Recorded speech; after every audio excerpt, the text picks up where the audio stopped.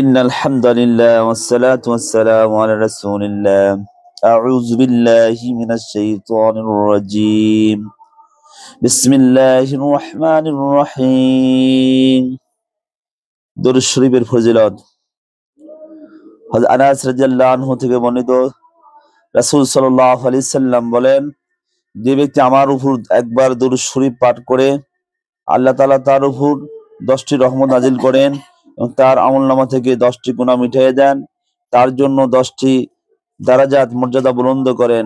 নাসাই মিশকাত শরীফ। হযরত আনাস হযরত ইবনে মাসউদ থেকে বর্ণিত রাসূল সাল্লাল্লাহু আলাইহি সাল্লাম বলেন, কিয়ামতের দিবসে ওই ব্যক্তি আমার বেশি নিকটবর্তী হবে যে আমার উপর বেশি বেশি দরুদ শরীফ পাঠ করে।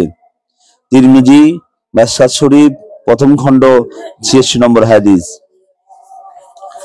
হযরত আব্দুল্লাহ ইবনে ওমর থেকে বর্ণিত, যে ব্যক্তি রাসূলুল্লাহ সাল্লাল্লাহু আলাইহি সাল্লামের উপর একবার দরুদ পাঠ করে আল্লাহ তাআলা তার উপর ৭০ বার রহমত নাজিল করেন এবং আল্লাহর ফেরেশতাগণও তার জন্য ৭০ বার মাগফিরাতের ক্ষমার জন্য দোয়া করেন।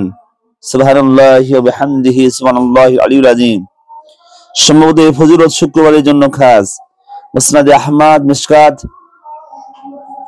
হযরত আলী রাদিয়াল্লাহু আনহু থেকে বর্ণিত, তিনি বলেন, রাসূলুল্লাহ সাল্লাল্লাহু আলাইহি সাল্লাম বলেন, নিকৃষ্ট কৃপণ ওই ব্যক্তি যার নিকট আমার নাম নেওয়া হয়, স্মরণ করা হয়, কিন্তু আমার উপর দরুদ শরীফ পাঠ করে না।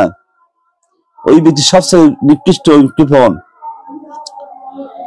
এবং প্রত্যেকটা আমলের পূর্বে এবং পরে যদি আল্লাহ রাসূল সাল্লাল্লাহু আলাইহি সাল্লাম এর নামে দরুদ শরীফ পাঠ না করা হয়, ওই আমলটি আসমানে লটকানো থাকে, সেটা আর ঊর্ধ্ব আকাশে যায় না। অতএব আল্লাহ রাসূল সাল্লাল্লাহু আলাইহি সাল্লামের নাম শুনলেই প্রত্যেককেই দরুদ পাঠ করা সুন্নাত, দরুদ আমল করা খুব ফজিলতের বিষয়।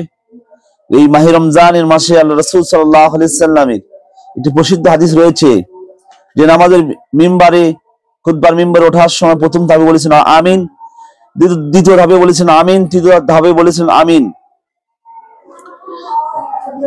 সাহাবারা বললেন, ইয়া রাসূলুল্লাহ, আপনি মিম্বারের প্রথম ধাপে বলেন আমিন, এর কারণ কি? দ্বিতীয় ধাপে বলেন আমিন, এর কারণ কি? তৃতীয় ধাপে বললেন আমিন, এর কারণ কি? আল্লাহ রাসূল সাল্লাল্লাহু আলাইহি সাল্লাম বললেন, প্রথম ধাপে যখন আমি পা দিলাম তখন জিবরাইল আমিন ফেরেশতা এসে বললেন, হে আল্লাহ রাসূল সাল্লাল্লাহু আলাইহি সাল্লাম, যারা রমজান পেল কিন্তু তারা রমজানের হক আদায় করলো না, তারা ধ্বংস হোক। আমি যখন দ্বিতীয় ধাপে পা রাখলাম তখন জিবরাইল আমিন বললেন, যারা আপনার নাম শ্রবণ করলো, শুনলো, কিন্তু দরুদ পাঠ করলো না, তারা ধ্বংস হোক।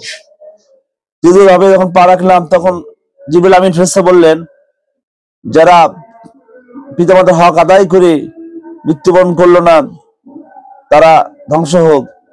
আমি বলে আমিন। সুতরাং দরুদ শরীফের ফজিলত মর্যাদা অনেক বেশি। আল্লাহ তাআলা আমাদের সকলকে আমল করার তৌফিক দান করুন। আল্লাহুম্মা আমিন।